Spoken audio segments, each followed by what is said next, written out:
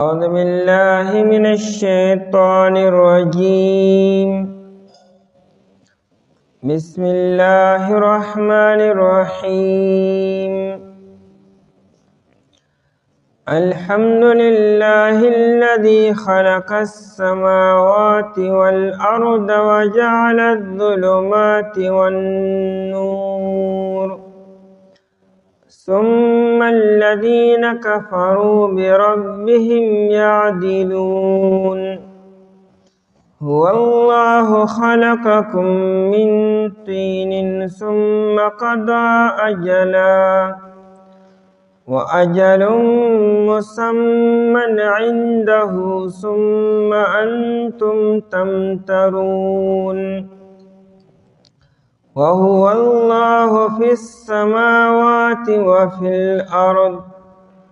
يعلم سركم وجهركم ويعلم ما تكسبون. الحمد لله. ټول تعریفونه د الله تعالی دپاره دي. الذي الله خلق السماوات والارض چې پیدا کړي دي اسمانونه او ځمکه.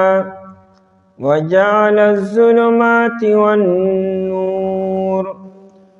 او ګرځولي دي تیارې او رڼا. ثم الذين كفروا بیا هغه کسان چې کفر یې کړی دی بربهم یعدلون پخپل رب سره دی برابری کوي. هو الذي خلقكم اغا اللہ تعالی اعزاد دی چې پیدا کړی تاسو من طین د خټینا ثم قضا بیا مقرر کړلو اجلن یو نیټه و اجل مسمن او یو بل نیټه مقرر کړی شوې ده عنده د الله تعالی سره. ثم انتم تمترون بیا تاسو شک کوئ.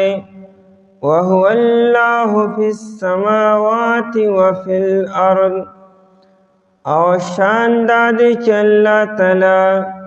په اسمانونو په ځمکه کې دی. یعلم سرکم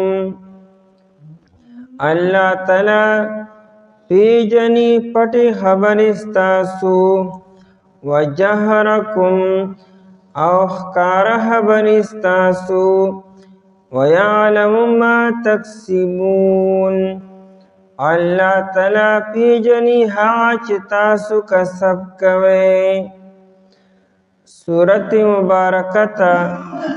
سورت الانعام ویل کیږي. دا سورت مکی سورت ته. ابن عباس رضی اللہ تعالی عنہ فرمائی چې دا سورت مبارکه په مکه مکرمه کې په یو شپه کې نازل شو او نبی علیہ الصلوۃ والسلام د شپې کاتب راوغوښتو او دا ټول سورت ورته ولیکو. په دې سورت کې صرف شپږ آیتونه داسې دي چې مدینه منوره کې نازل شوي دي. د دین علاوه ټول سورت مبارکه په مکه مکرمه کې نازل شوی دی.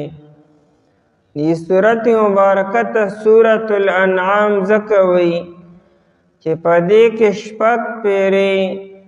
د الانعام لفظ راغلی دی. الانعام جمع د نعم ده. نعم اصل کې قیمتی ساروی ته وی چې هغه اوښ دی. د عربو په نسبت باندې قیمتي مال او قیمتي ساروی د اوښو. نو نعم اصل کې اوښ ته وایي. نعمت تم نعمت زکوی چې دا قیمتی وي. بیا د نعم اطلاق چې دی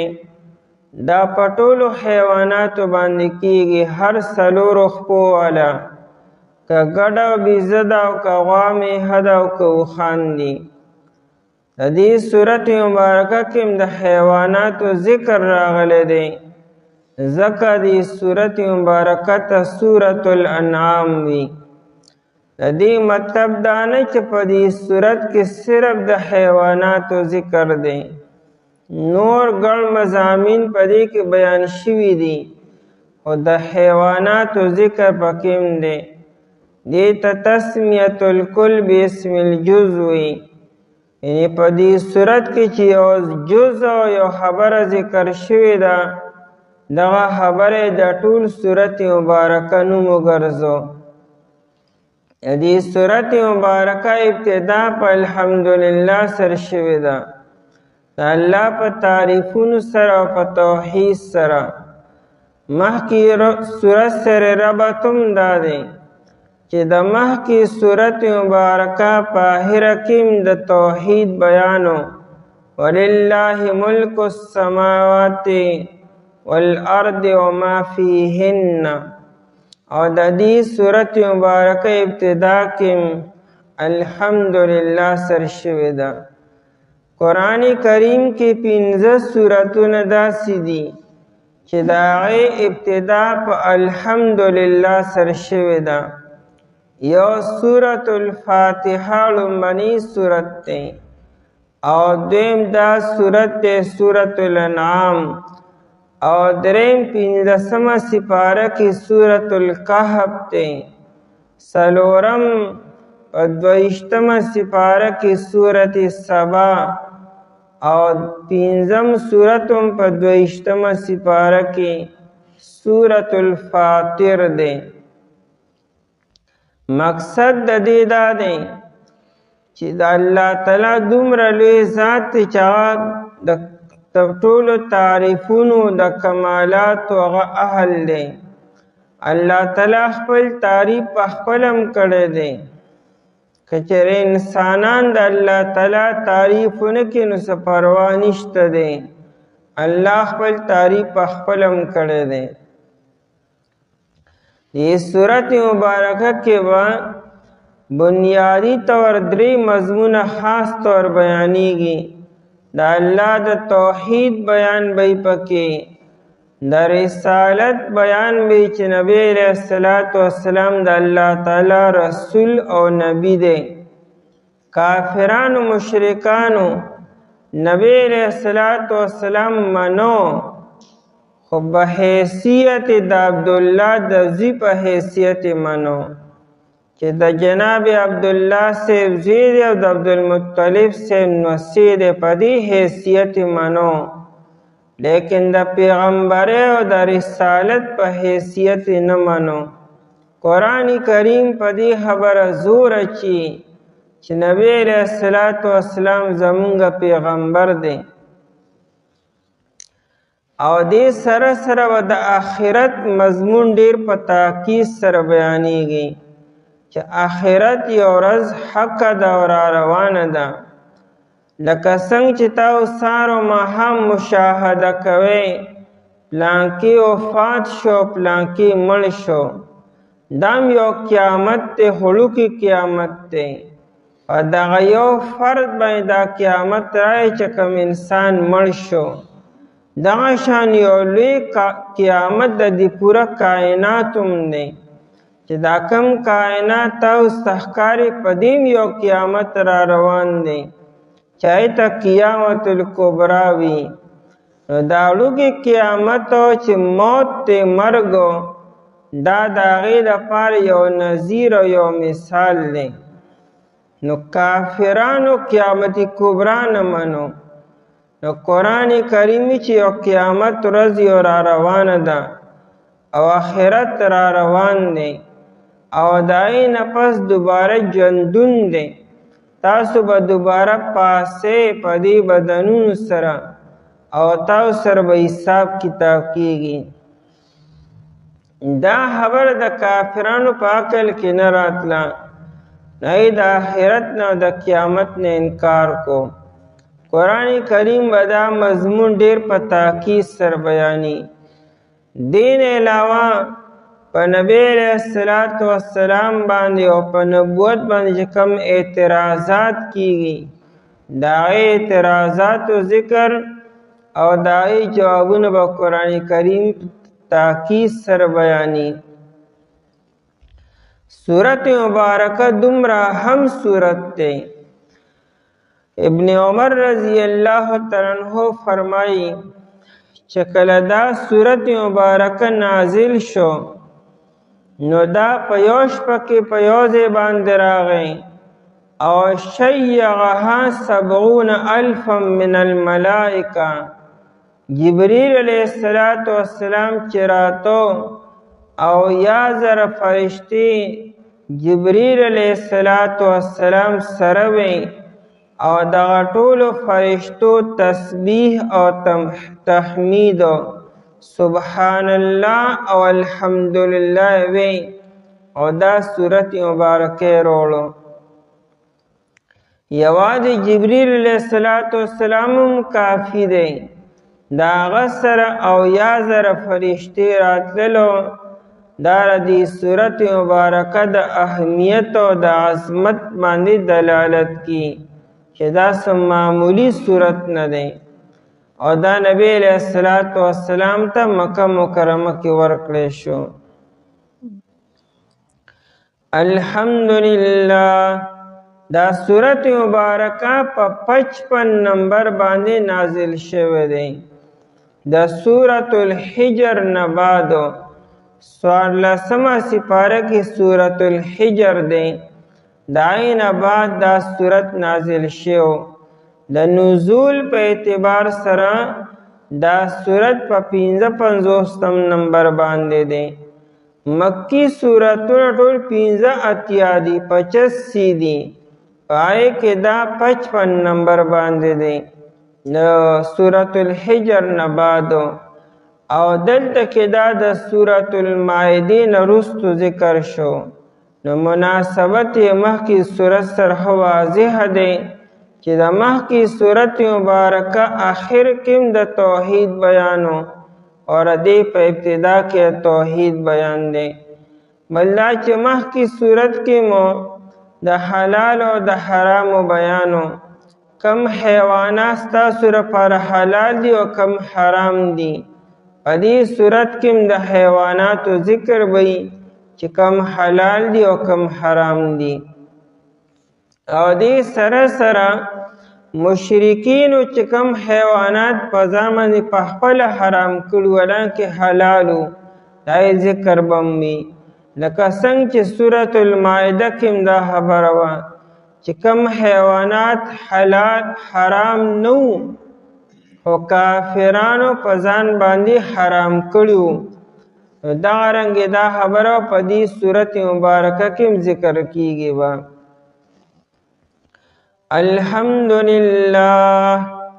ټول تعریفونه د الله تعالی لپاره دي. الحمد کې دا الف لام چې دی دې ته د ګریمر پرو سره استغراقی وایي معنی به ټول کوي سب او تمام ټول تعریفونه څومره تعریفونه چې هغه د الله تعالی شان سره لایق دي هغه د الله تعالی د پاره دي. حمد تعریف ته وایي کمال ته وایي. حمد هغه تعریف ته وایي چې په چا کې یو کمالي او دا کمال د وجه ته د هغه حمد و ثناو کې دا تعریف وکړي. دا نه چې کمال پکې نشته سه خوشامدی کې چاپلوسی کې دغه نه چې انسان کې یا په یو ذات کې کمالی او ته دغه تعریف وکړي دې ته ویل کېږي حمد. د الله تعالی چونکې کمالات خو ډېر زیات دي نو د الله تعالی د تعریف اهل او لایق دی. الحمدلله ټول تعریفونه خاص د الله تعالی د پاره دي. د علام د پاره تخصیص دی اصل مستحق د تعریفونو خو صرف او صرف الله تعالی دی. الحمدلله ټول تعریفونه خاص الله تعالی د پاره دي. په لومړني آیت کې د الله تعالی د توحید بیان دی، خو دا عالم چې د عالم ویل کېږي د الله نه ما سوا ته، ما سوا الله ته عالم وي. الله تعالی نه ما سوا چې دا سوي دا عالم دی. عالم د علامت نه دی. دی عالم ته عالم ولي وي؟ دا د الله تعالی د پہچان او تعارف یو علامت دی چې ته بره ګورې تا ته به الله ښکاري. دا هر څه دا یو دلیل او علامت او قرینه ده او یو سمبل دی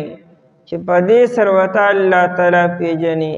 چې دا چا پیدا کړی دی. دا دومره ښکلی مزیدار او هر اعتبار سره کامل دا چا پیدا کړی دی؟ نو دا ستا په ذهن کې به همها راځي چې دا یو ذات دی چې هغه دا پیدا کړی دی. که بره ګورې که ښکته ګورې. نو عالم چې دی په لومړني آیت کې د عالم بیان دی او عالم کې بیا عالم په دوه قسمه دی. یو عالم بالا دی او بل عالم اسفل دی، یعنی ښکته عالم او بر عالم. د دې اسمان نه بر عالم بالا دی او د اسمان نه ښکته د عالم اسفل دی. مونږ چې بره ګورو مونږ ته اسمان ښکاري، چې ښکته ګورو مونږ ته ځمکه ښکاري. د اسمان نه بره زمونږ نظر نشته دی. بر الله تعالی څومره عالمونه پیدا کړي، جنت او جهنم او عرش ته الله تعالی دی او نور څومره د الله په علم کې ده. دا ټول ارس الله تعالی پیدا کړي دي. د دې نه د انسان دا نتیجه اخذ کی چې دې پیدا کوونکي صرف او صرف یو ذات دی. خلق السماوات والارض، نو الله تعالی هغه ذات دی، یعنی گویا کہ معبود هغه ذات پکار دی چا کې دا قسم صفات وي چې هغه داسې ناشنا قدرتونه لري او داسې مخلوقات پیدا کولی شي. دی عالم ته کائنات هم ویل کېږي. دا موږ کائنات، نو کائنات مطلب څه دی؟ کائنات د کائناتونو د کائنون نه دی. کائنون د کون نه دی. کون موجودیدو ته وایي. دی کائنات ته کائنات ولې وایي؟ دام الله تعالی موجود کړی دی. دا کائنات خود به خود نه موجود شوی، د دې موجود شته، څوک موجود کوونکی شته چې هغه دا موجود کړی دی. مولانا روم رحمت الله علیه داوی کہ ہے چیزیں خود بخود چیزیں نشدو. اس یوسی چتا تا دنیا کے خکاری پا نظر رازی دا خود بخود نرشوی. خود بخود مانا دا نظریه دا دهریو دا آغیوی اتومیٹکو دا ارس خود بخود شوی دی، دا چا موجود کړي نه دي. هغوی ارس اتومیټک شوي دي. دهریه لا مذهب خلکو ته ویل کېږي. نو مولانا روم وی هیچ چیز خود به خود چیزیں نشدو. اس یو څیز په دنیا کې په خپله څیز نه جوړ شوی او هیچ آخن خود به خود تیغې نشدو. دا چې تا ته کومه نیزه ښکاري او توره ښکاري، دا توره او دا نیزه دا په خپله توره نه جوړه شوې. دا چې چاته لوهار او کاریګر په دې محنت کړی دی، دې نه توره او نیزه جوړه شوې ده. نو تا ته چې دنیا کې دا سم ښکاري، دا په خپله نه دي جوړ شوي، دې نه چا څوک شته موجودونکي. نو کائنات تا کائنات زکوی چې دیک موجودون کې او ذات شتا چې هغه الله تعالی دی او دا غي او مثال او نمونه دا بر اسمان او لاندې ځمکه خلق السماوات والارض چې پیدا کړی دي اسمانونه والارض او ځمکه سماوات جمع روړه او الارض مفرد روړو انا کې ځمکې مودي څنګه چې اسمانونه ودي خو چونکې دا اسمانونه د یو بل نه فاصله کې دي او جدا جدا دي بل د هر اسمان صفت د بل اسمان نه نمایه فرق ته پکې جدا دی نو گویا هر اسمان ځان له ځان له کو نو ځکه جمع روړه دا ځمکې مودي او دا ځمکې یو بل سره مشابه دي یعنی په صفاتو کې دا ځمکې یو بل سره بالکل یو شانتې ښکاري بل دا ځمکې یو بل سره لګېدلي دي لکه څنګه چې پیاز وي د پیاز دا حصې چې یو بل پورې لګېدلي وي دارنګې دا ځمکې یو بل پورې جوختې دي نو دا واړه ځمکې گویا کې تا ته یو ځمکه ښکاري په منزله د مفرد او یو شي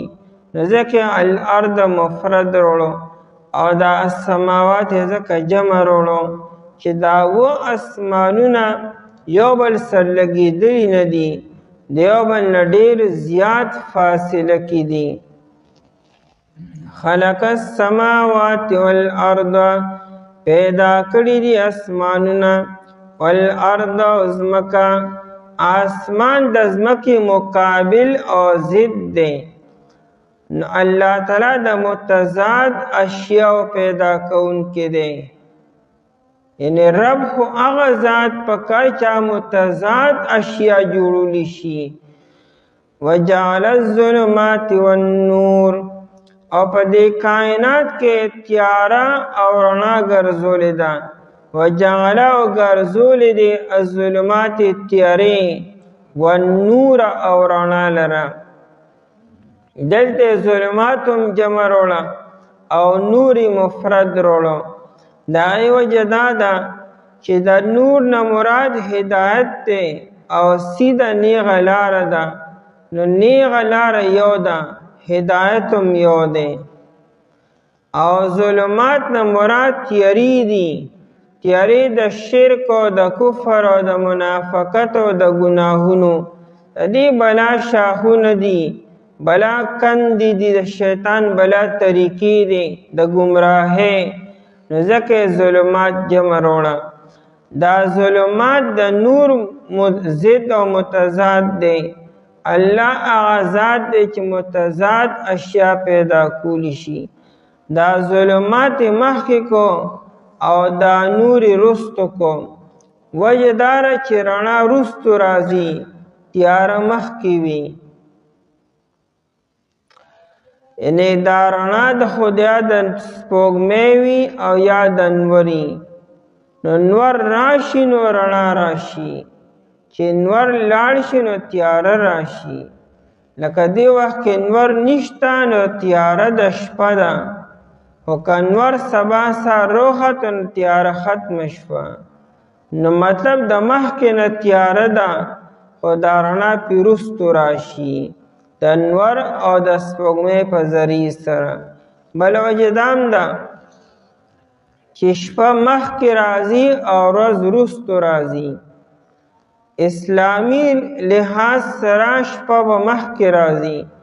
دا اوس چې کوم ماوستن شپه شروع ده دا د نننۍ ورځې نه وه چې کوم ورځ تېره شوې ده دا د سبانۍ ورځې لپاره دا شپه ده د هغې غټ دلیل دا دی چې کله مونږ د رمضان میاشت وینو نن ماښام چې مونږ میاشت وینو سبا زمونږ روژه نو دا نه چې ګنې مونږ ماښام میاشت ولیده نو دا کومه ورځ چې ګنې تېره شوه دا زمونږ روژه وه نه سبا به زمونږ روژه نو شپه مخکې راځي او ورځ ورپسې وروستو راځي وجعل الظلمات والنور بل عجیبه کار قرآن کریم دا وکړو چې د السماوات او د الارض دپاره خلقه راوړو او د ظلمات او د النور دپاره جعله راوړو. یو باریکه نکته دا ده چې خلق هغه ځای کېږي چې یو څیز ذاتي طور موجود وي، چا پورې انخطي ني، د هغې سهاره چاپوري نه، دې لپاره خلق راځي. او جعل دا په صفت کې راځي، یعنې صفت چاپورې معلقي انخطي وي. دې آسان مثال داسې دی لکه دا دیوال دی، د دیوال دا سپینوالی دا پلستر دا دیوال پورې انخطی دی.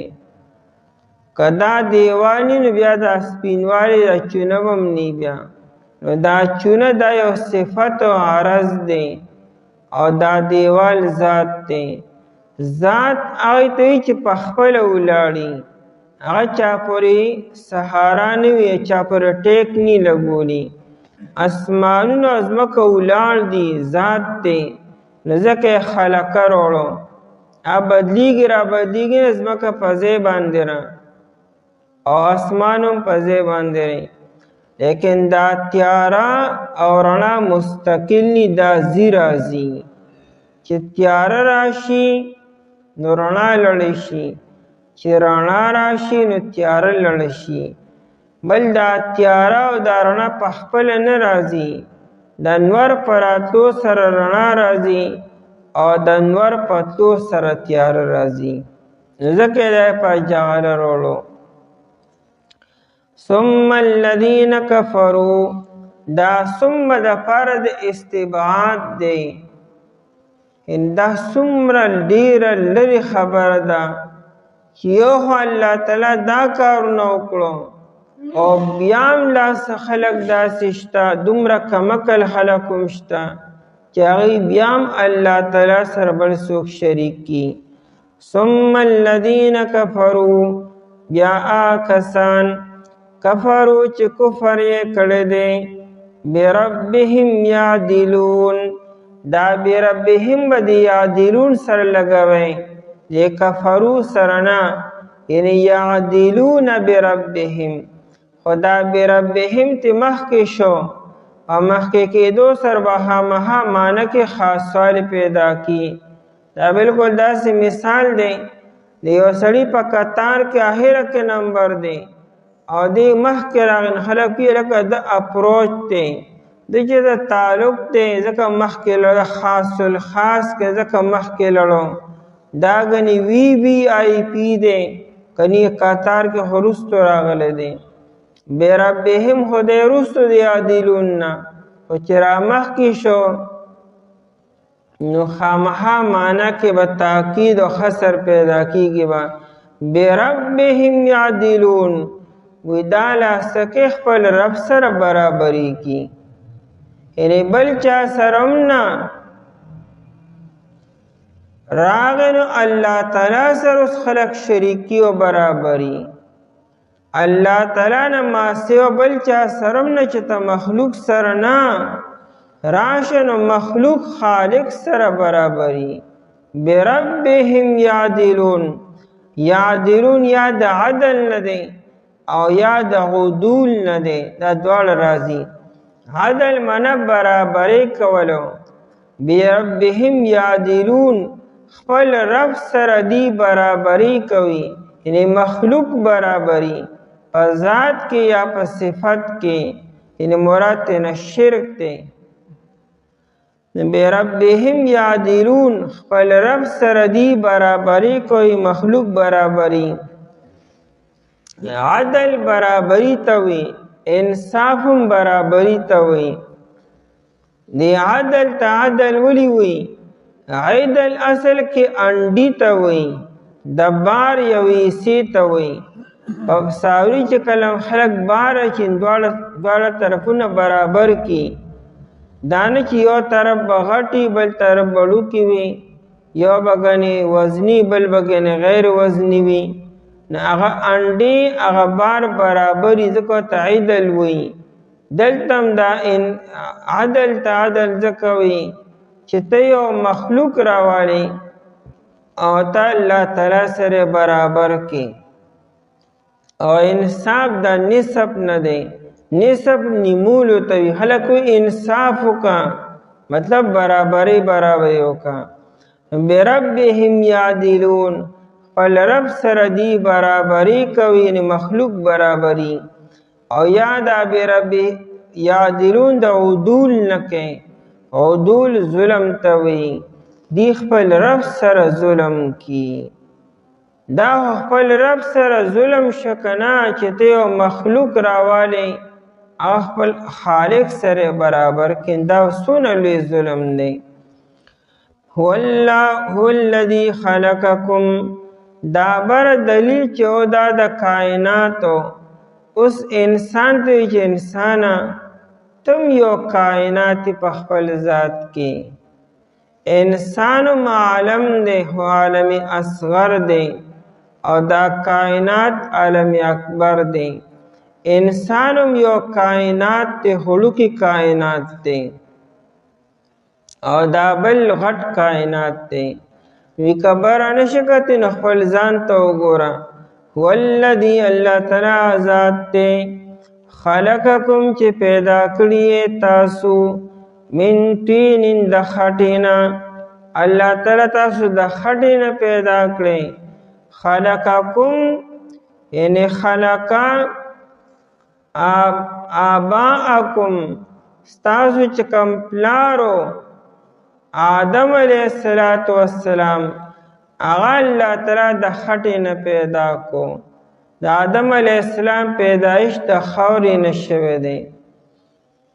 او بیا د هر انسان چې دنیا ته اوس راځي د خاورې نه پیدا کیږي، خو د اصل د خټې نه دی. یا آدم علیه السلام د خاورې او د خټې نه دی، او یا دا چې هر انسان چې دی، دا انسان چې کوم رزق خوري، کمی دانی او کمی غلی، خو دا ځمکې نه پیدا کیږي. نه دا رزق چې انسان وخوري د دې نه وینه جوړه شي، او د وینې نه بیا منی جوړه شي، او د دغه منی نه بیا د انسان پیدایش کیږي. د انسان اصل چې دی په واسطو سردار ځمکې نه شو، دغه چې کومه غلط استعمال د ځمکې نه راځي. نو په دې اعتبار سره من طین وي. ثم قضا، بیا الله تعالی فیصله وکړه، بیا الله تعالی مقرر کو اجلا یو نیټې لره.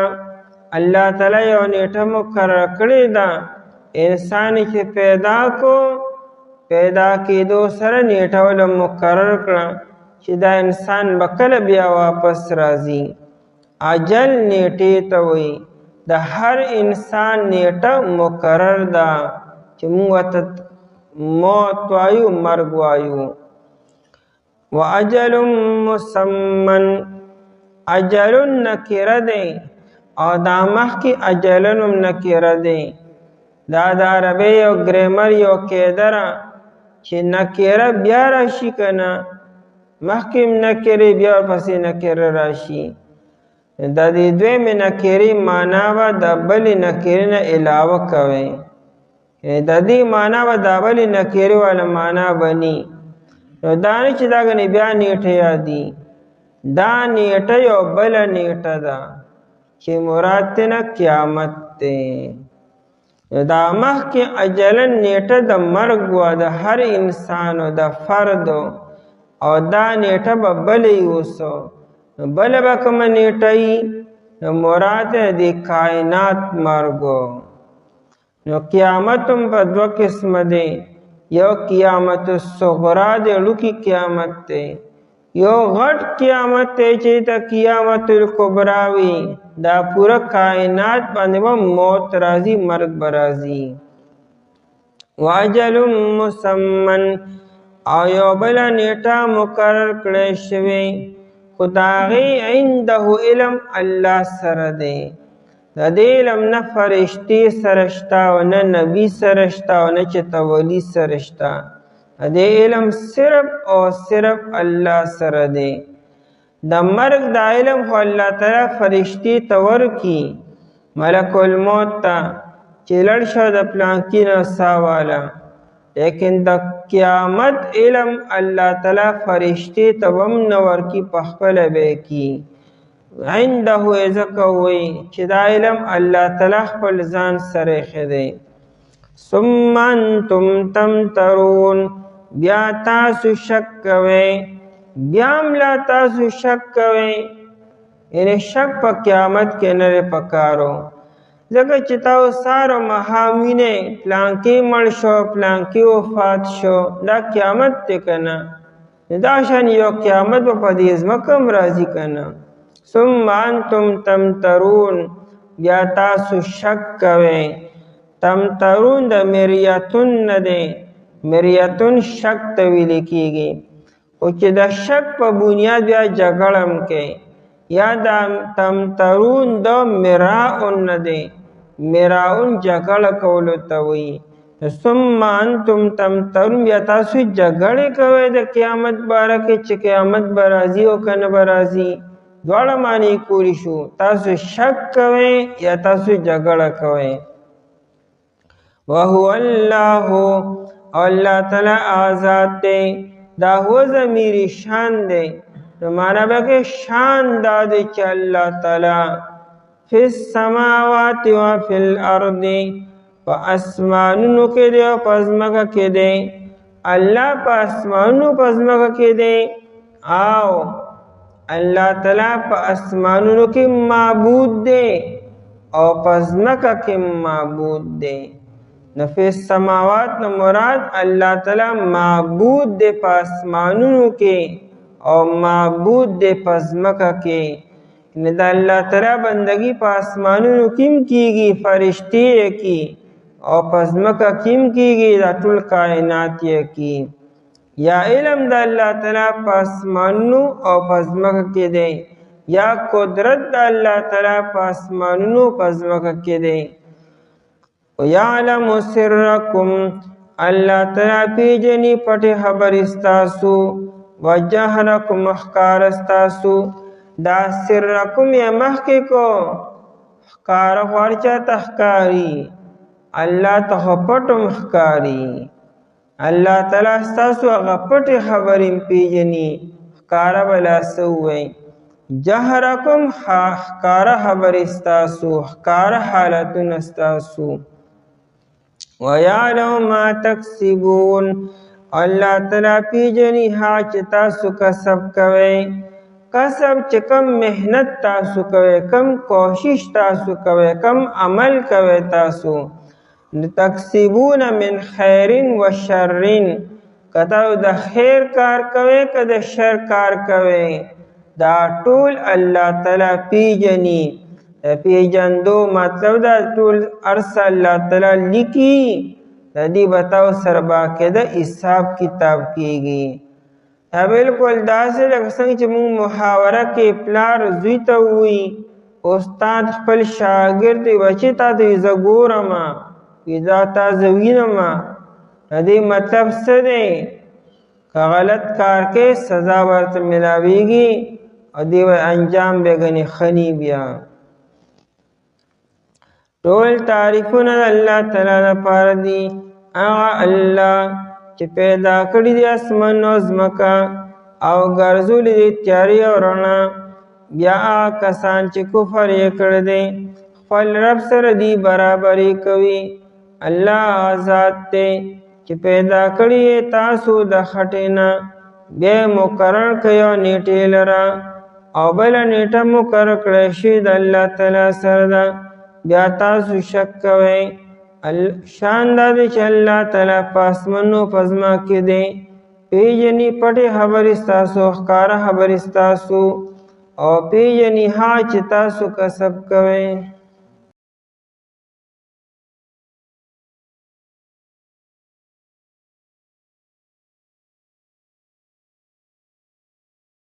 أعوذ بالله من الشيطان الرجيم.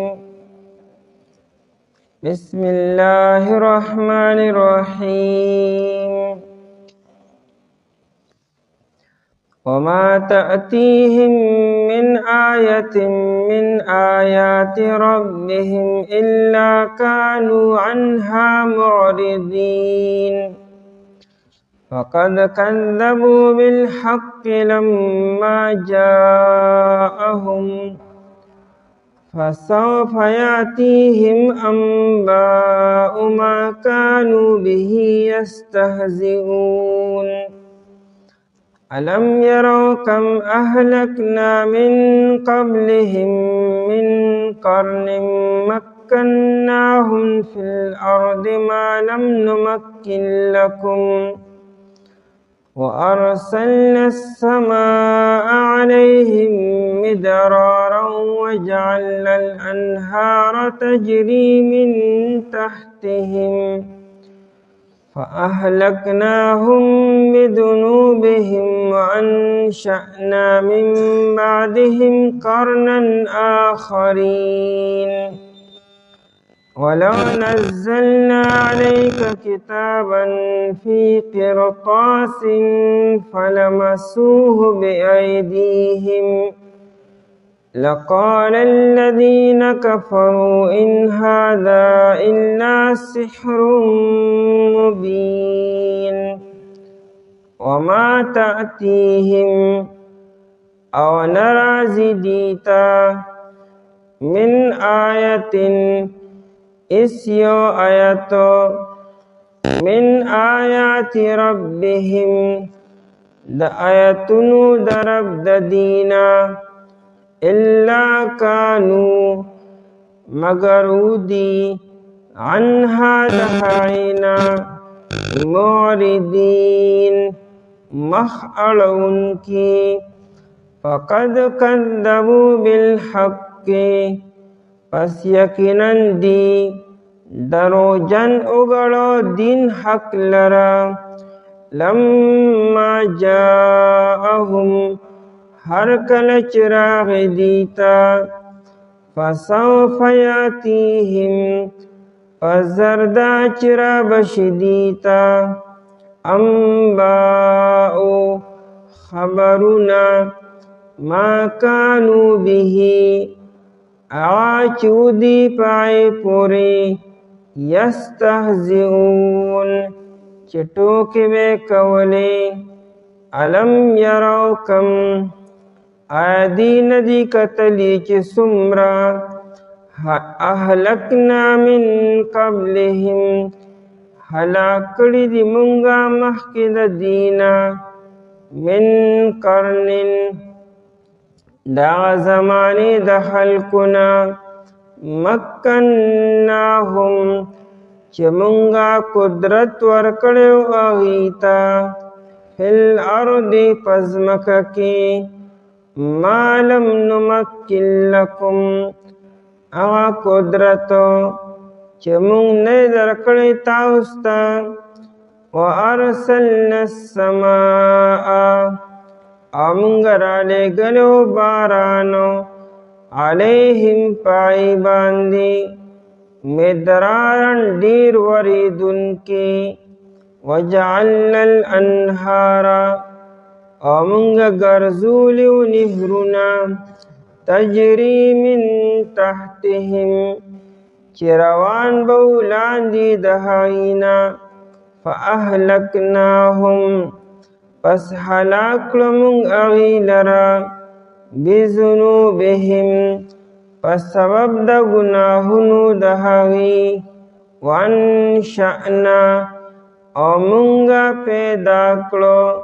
من بعدہم رستو دہاغینا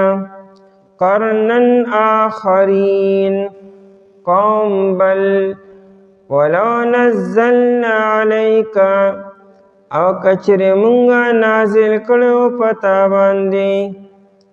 کتاباً یو کتاب لکل شوی فی قرطاس پکاغذ کی فلمسوه بأیدیہم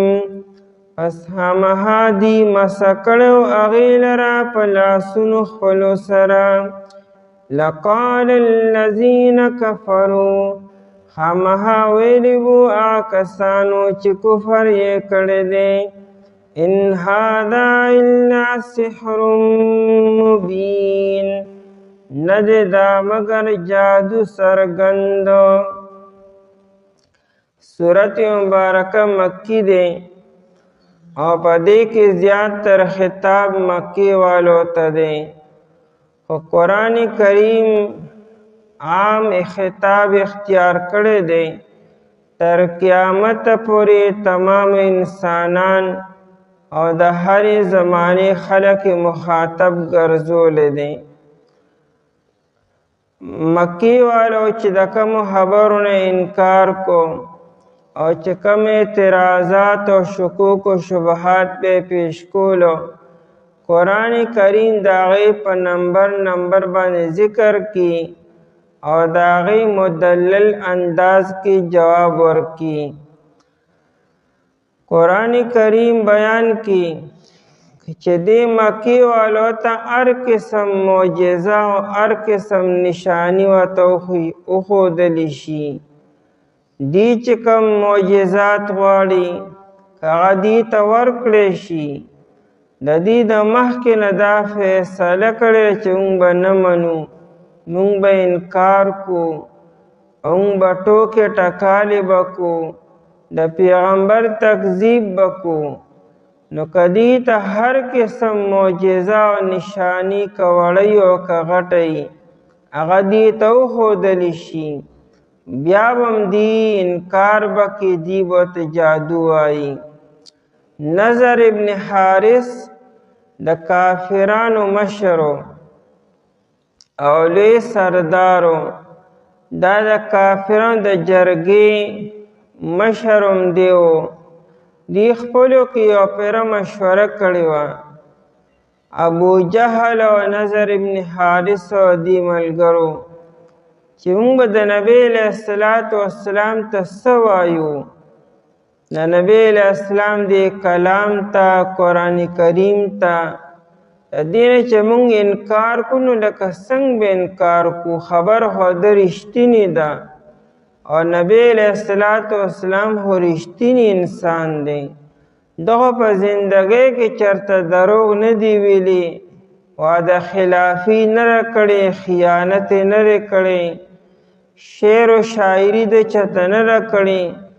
نبی علیه السلام چې ته شعر نه دی ویلی د نبوت نه مخکې د نبوت د میلاویدو نه بعد هم نبی علیه السلام قصدن شعر نه دی ویلی نو نبی علیه السلام نه شاعر دی نه کاهن دی او نه جادوگر دی او نه نبی علیه السلام د دنیا سفرونه کړي دي چې ګنې کیسې کهانې اورېدلې وي او لیدلې وي د نبی علیه السلام تکذیب به موږ څنګه کو موږ به څنګه انکار کو د ده نه نظر ابن حارث ته ووایي چې نور نه خو بس صرف دا وایي چې دی چې څه دا جادو دی بس صرف د انکار په دې خبره کوي چې دا جادوګر دی او در کلام دا جادو دی او جادو ته په دې وجه وي چې د نبی علیه السلام په آواز کې او په کلام کې تاثیر و چې چا به اورېدو او د انسان ذهن به د مخکې نه خالي و یا به د کافرانو په خبرو کې نو راغلی چې انکار به کو که د یو انسان ذهن به خالی و هغه به د نبی علیه السلام کلام واورېدو او خبره به یې واورېده خبره به د هغه د غوږونو په لاره باندې فوراً زړه ته کوزه شوه او بیا به د انکار گنجایش بنو نو ډیرو خلکو د نبی علیه السلام د کلام نه متاثره شوي دي دا خو جادو دی ته وایي که نه چې انسان خپل هوش و حواس بیلی و د بل چا په خبرو کې راشي حالانکه جادو کې او د الله په کلام کې ډیر غټ فرق دی د جادو توڑ کیدی شي د الله د کلام توڑ نشته دی جادوګر د جادوګر توړ کولی شي، د هر جادو توړ شته دی، دای مقابله کولی شي. که چې د نبی علیه الصلاة والسلام دا کلام جادویي نو تاسو کرهبلا شي جادوګران موجود دي، مکه مکرمه کې شته دی، د بار نه راوستي شي جادوګرانو، راولې به دا جادوګرانو د نبی علیه الصلاة والسلام مقابله وکړي. جادو مقابله خو کیدی شي، لیکن نبی علیہ الصلوۃ والسلام هو نه جادوگر دی نه کلام جادو دی. قرآن کته دی ته ارسوخه د دې فرمایشي معجزې دی ته توخه، بیا هم دیوی چې بل سو نشي دا جادو دی، او دا نبی علیہ الصلوۃ والسلام جادوگر دی. حالانکه نبی علیہ الصلوۃ والسلام چرته جادو کړم نه لري، ولیکن بیا هم د دغه اعتراض به وي. الله تعالی د انسانانو ضرورت پوره کړي، څنګه چې د انسان د ظاهري بدن ضرورت دي، دا خوراک او څښاک او د انور او سپوږمۍ د هوا ګرمي او سردي دا د انسان ضرورت دی. الله تعالی څنګه چې د انسان د جسم تمام ضرورت دنیا کی پورا کړی دي، دغه شان انسان ته یو بل ضرورت هم دی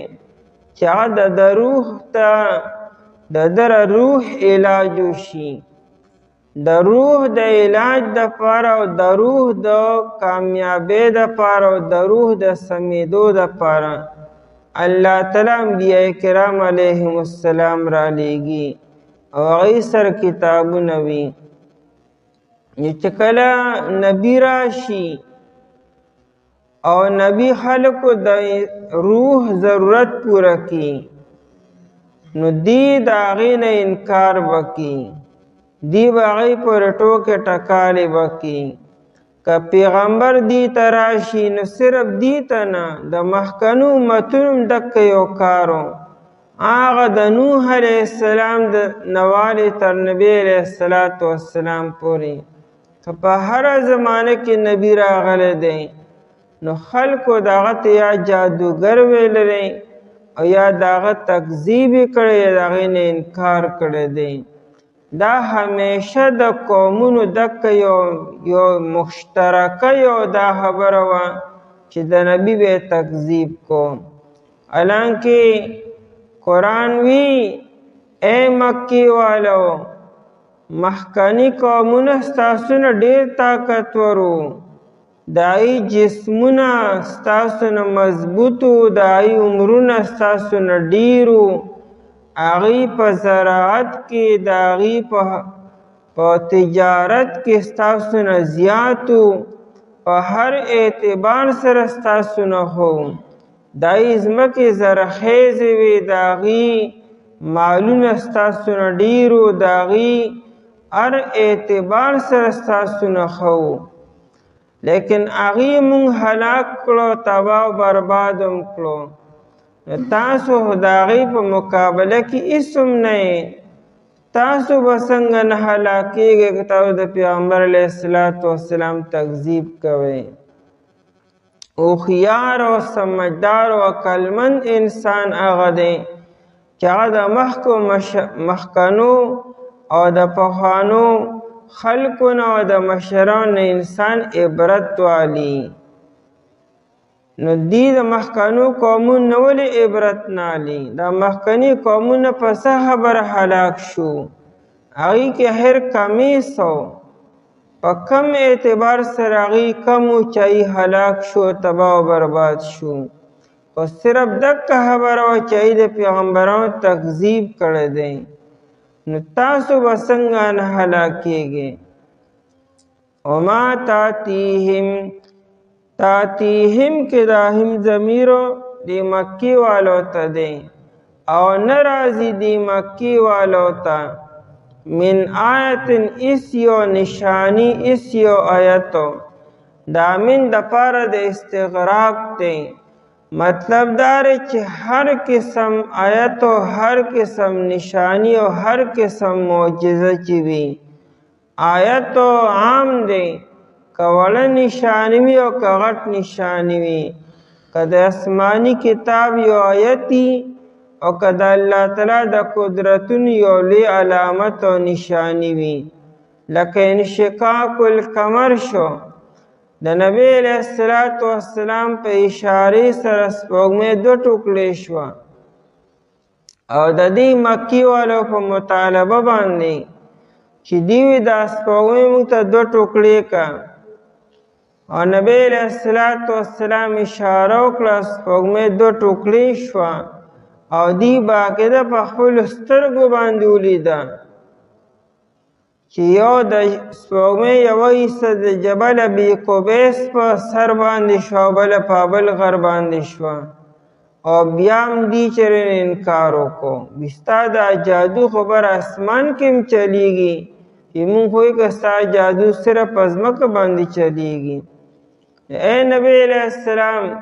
که ته دې ته هر قسم نشانی او هر قسم معجزه ورته وښیې که غټه وي او که وړه وي من آیات ربهم د آیاتونو د رب د دینا هر قسم نشاناتو نو الا کانو عنها معرضین د دې کار دار چې دی به انکار کی د دې کار دار چې دی به تنه اعراض کې او مخ به تیاړي الا کانو مگرودی عنها ردا نشاناتنا معرضین مخ اړون کی اعراض څه ته ویل کېږي چشم پوشي کولو اګنور کولو یو څیز سره لحاظ نه ساتي عرض ویل کېږي پیش کولو ته چې تا ته یو څیز مخامخ تو ته وګورې عرض دې ته وي خلک میں نے عرض کیا څنګه چې دا خبر ما عرض کړه یعنې ستا مخې ته مې پیش کړه نو پکار هو دی چې د نشاني ته او د آیت ته انسان وګوري لږ غور فکر وکړي لږ د هغې په نتیجه باندې وګوري د هغې باندې انجام ته وګوري لیکن دی د هغې ته بلکل داسې ګوري ورته نه غور او فکر خو ډېره لویه خبره دی ورته توجه قدرې نه کي او چشم پوشی وکړي او مخ ته نه واړي الا کانو عنها معرضین مگر ودي د هغې نه معرضین مخ اړونکي اعراض کوونکي بے رغبتی کوونکي دا ردی کارو فقد کذبو پس یقینا دی دروغجن وګڼلو بالحق حق لرا حق نه مراد یا قرآن کریم دی او حق نه مراد یا دین اسلام دی او د حق نه مراد یا نبی علیہ الصلوۃ والسلام دی دا ټول حق دی نبی علیہ الصلوۃ والسلام نبی بر حق دی قرآن کریم حق کتاب دی او دین اسلام یو حق دین دی لما جاءهم هر کله چې راغی دیتا چې کله دین دی تراغه پیغمبر دی تراغه او قرآن کله دی تراغه نو دی تکذیب کو لما جاءهم یعنی چې څنګه راغی نو فورا تکذیب کو پکار خدای چې انسان یو کتاب لومبي وګوري په خپل وګوري بار بار وګوري په بل چا باندې وګوري کای کی بیا څه غلطه نه غلطه انسان مه تکي دغه بچا تنقید کول او بچا اعتراض کول آسان کار نه دی یو ذمہ داری ده یو ذمہ داری ولا خبره ده ته د پیغمبر تکذیب کې د دین تکذیب کې او د کتاب تکذیب کې د دو نظرې کې اډونه ګوري نه داغه مخکې رستو ګوري نه چا سره مشوره کې او فورا نه مانی قرآن چې څنګه دی ته پیغمبر راغی او چې څنګه ته کتاب راغی او چې څنګه ته دین راغی نو فورا دی تکذیب وکړو فسوف یاتیهم پس زرد چرا بشدیتا انباء خبرونه انبا جمع د نبأ ده، نبأ خبر ته ویل کیږي، خو د دې مراد عام خبر نی، یو لوی شان والا خبر وي. عما یتساءلون عن النبأ العظیم، الته کې د نبأ نه مراد عام خبر نه دی، قیامت دی. قیامت یو لوی خبر نه دی، نو نبأ عام خبر ته نه وي بلکې لوی شان والا خبر ته وي. دی نبی تم نبی ځکه وي، نبی د نبی نوي، دی عام خبرونه نه ورکي، دی لوی شان والا خبرونه ورکي. د پیغمبر دا کار نه چې ګنې دنیا کې دا وشو، دنیا کې دا وشو، داسې ګران شو، داسې ارزان شو، دا خبرې نه کی. پیغمبر لوی لوی خبرونه ورکي خلکو ته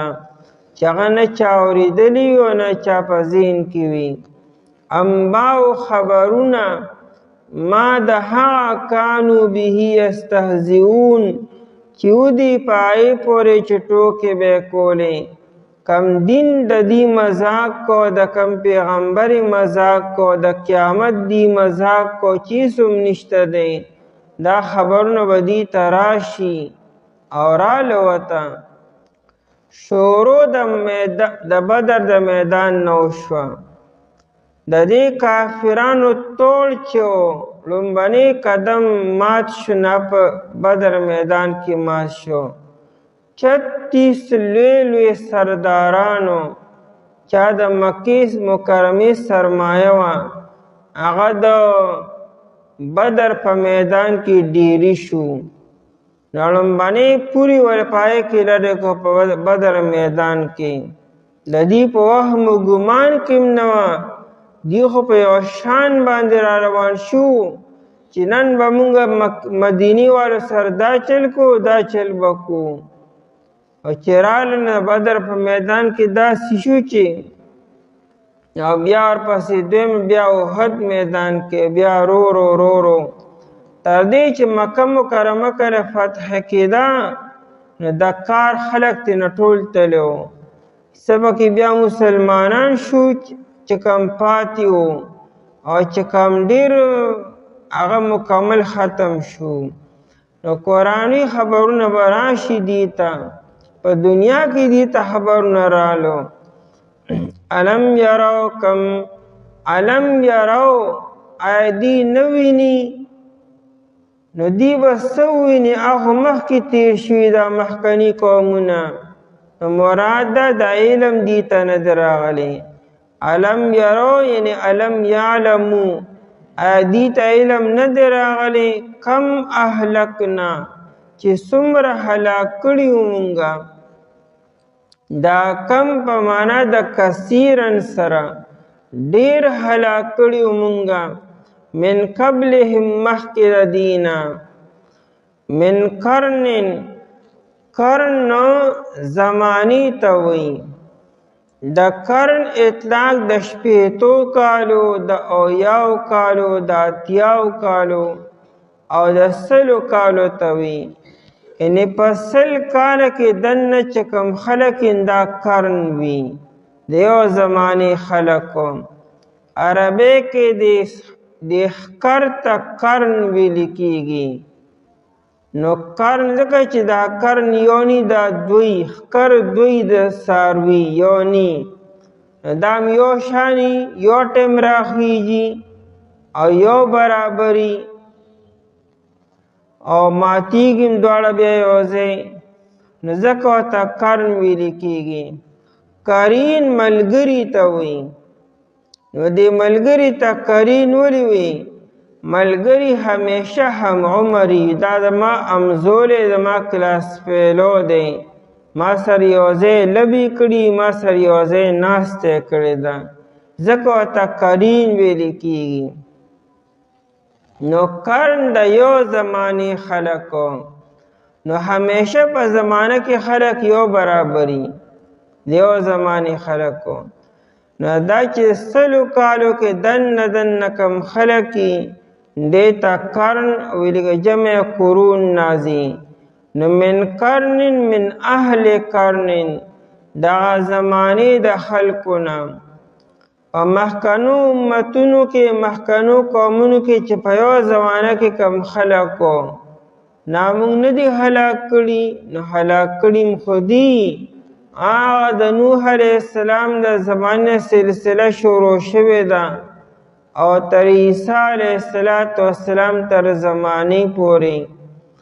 او دغه علاقې دی کتلې دي په خپلو سترګو باندې لکه دی به یو سفر یمن ته کو او یو سفر به ملک شام ته کو د یمن په سفر کې قوم عاد راتو د قوم عاد په علاقو به دی تیرېدلو او د قوم سبا او چې کله ملک شام ته بتلو نو په لاره کې قوم ثمود او قوم د شعیب علیه السلام او دارنګې دا نور قومونه لاره کې راتلو په دغه کنداراتو باندې دوی به تېرېدل به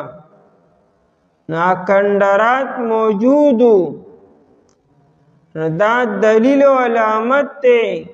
چې د هغې کوم نشانات راباندې اندازه لګوي چې دا څومره طاقتور خلک وو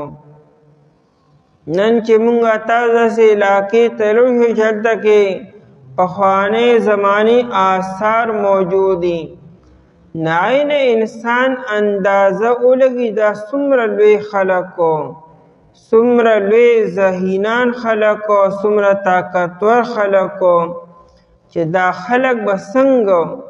د دې نه دې اندازه نه لګي چې دا خلک ولې هلاک شو چا هلاک کړو من قرن دا زمانې د خلکو نه مکناهم تمکین چاته مضبوط ځای ورکولو ته وایي قدرت ورکولو طاقت ورکولو مکناهم مونږه قدرت ورکړو هغې ته مضبوطوالی ورکړو مونږ هغې ته فی الارض په ځمکه کې لکه قوم عاد شو قوم ثمود شو ما لم نمکن لکم هغه چې مونږه قدرت نه درکړی تاسو ته دا مکې والو ته وي تاسو له خو مونږ هغه طاقت او هغه قدرت نه درکړی کوم چې مونږ هغې ته ورکړو دا یې عمرونه زر زر کاله عمرونه به وو د هغې قد و قامت ډېر زیات و 80 ګزه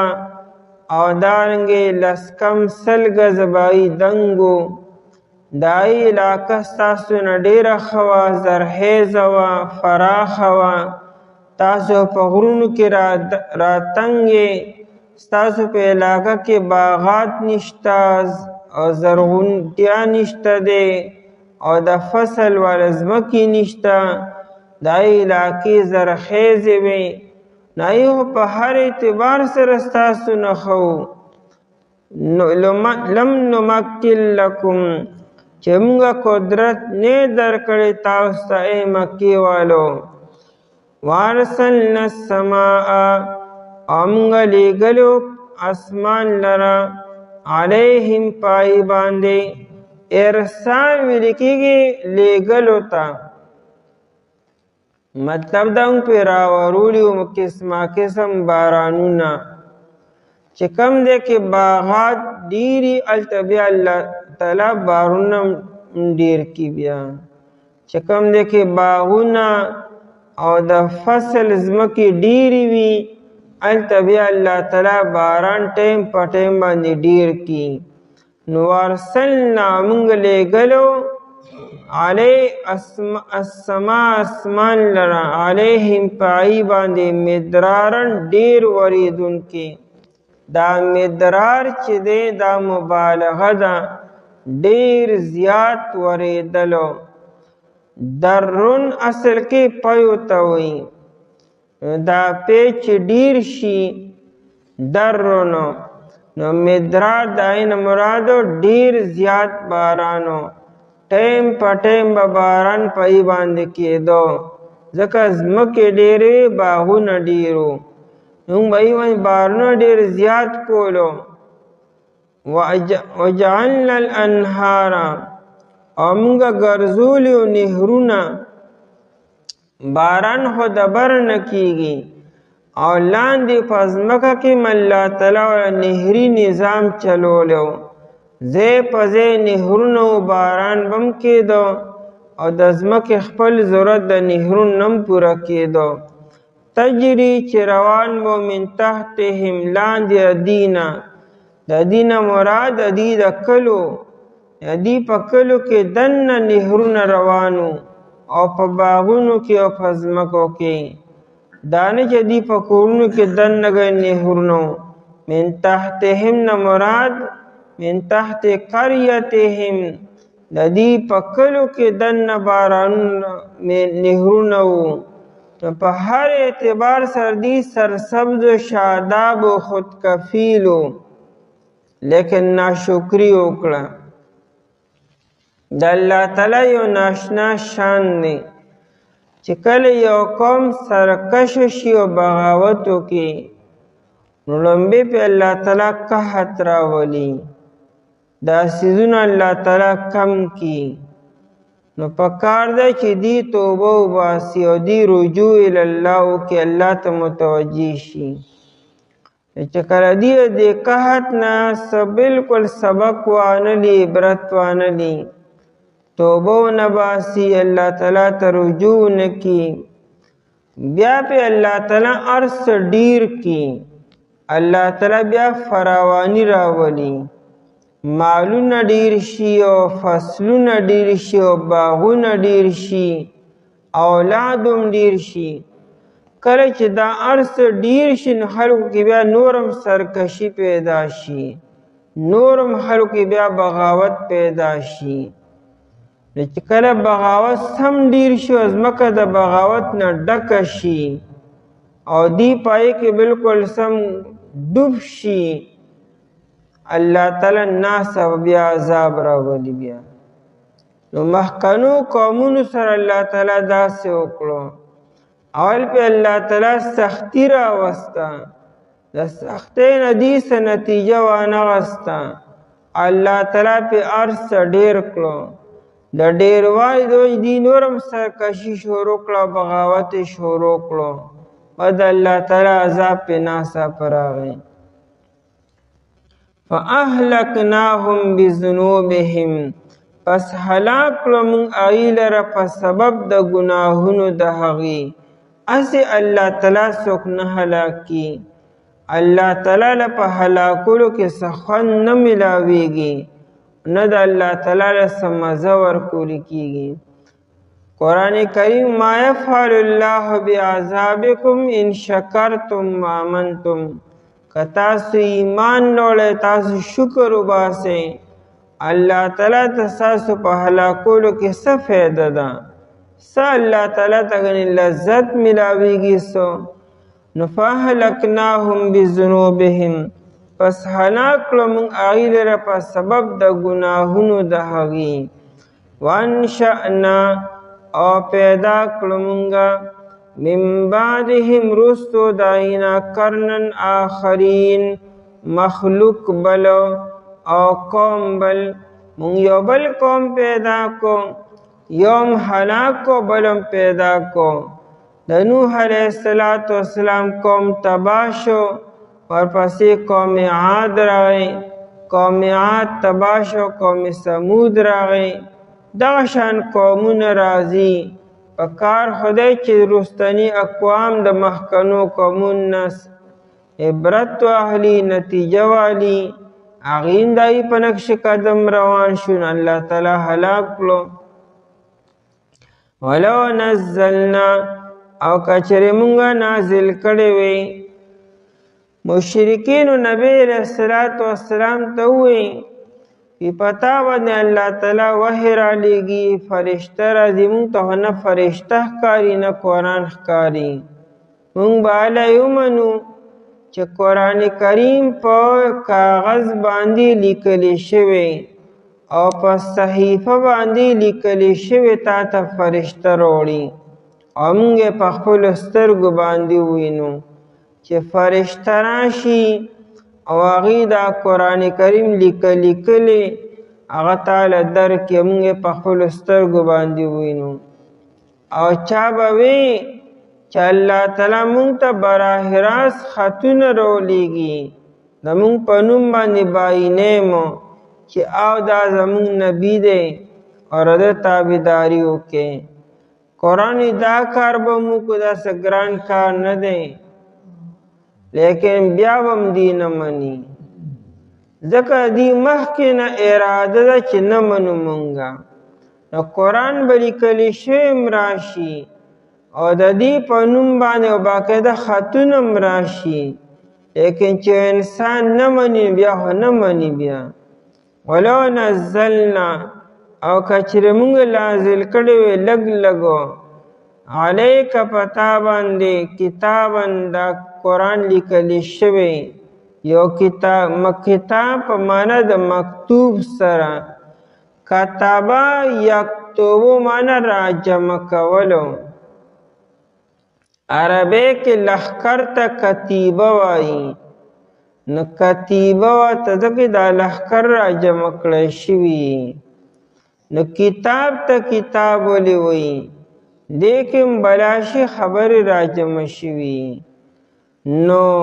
کتابن یو کتاب لیکلی شوی فی قرطاس په کاغذ کې، په کاغذ باندې او په صحیفه باندې لیکلی شوی،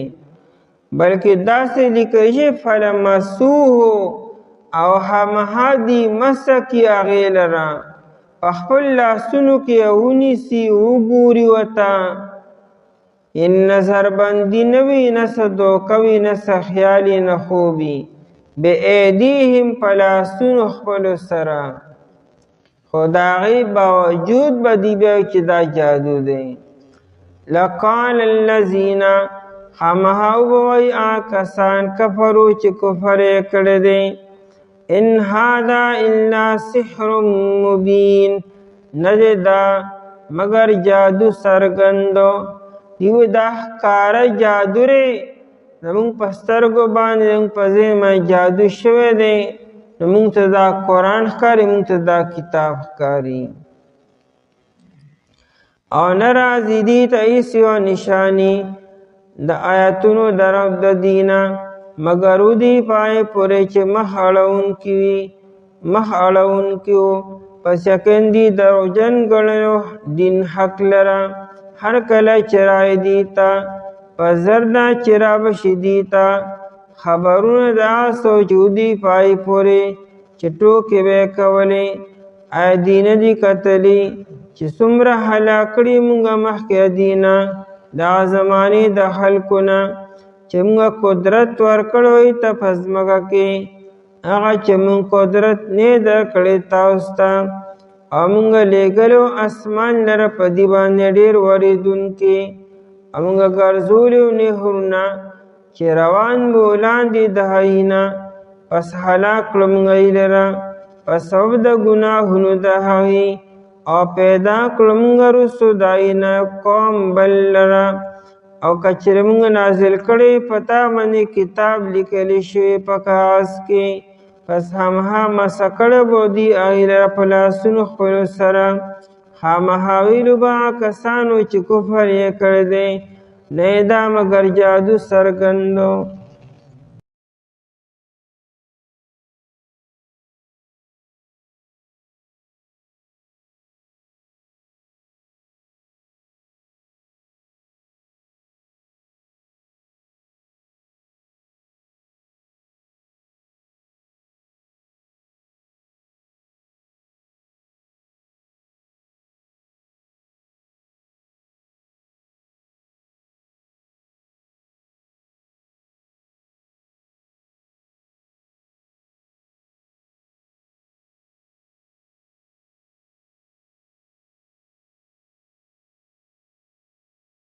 أعوذ بالله من الشيطان الرجيم. بسم الله الرحمن الرحيم. وقالوا لولا أنزل عليه ملك ولو أنزلنا ملكا لقضي الأمر ثم لا ينظرون. ولو جعلناه ملكا لجعلناه رجلا وللبسنا عليهم ما يلبسون ولقد استهزئ برسل من قبلك فحاك بالذين سخروا منهم ما كانوا به يستهزئون قل سيروا في الأرض ثم انظروا كيف كان عاقبة المكذبين وقالوا دیوی لولا انزل ولی نازل نکړی شوه علیه په ده باندې ملک یو فرشته ولو انزلنا او کچری مونږه نازل کړی وي ملکن یو فرشته لقضی الامر همها فیصله کړی شوی به وي کار د دي ثم لا ينظرون بیا به دې ته مهلت نشو میلاویدی ولو جعلناه او کچری مونږه ګرځولی وي د پیغمبر لره ملکن فرشته لجعلناه رجلا خامخا مونږ به ګرځولی و هغه لره په شکل د سړي وللبسنا علیهم او خامخا مونږ به ګډوډ کړی و په دې باندې ما یلبسون هغه څه چې دی ګډوډوي په خپل ځان باندې ولقد استهزئ او یقینا ټوکې کړې شوې وي برسول پیغمبرانو پورې من قبلک مخکستانه فحاک پس نازل شولو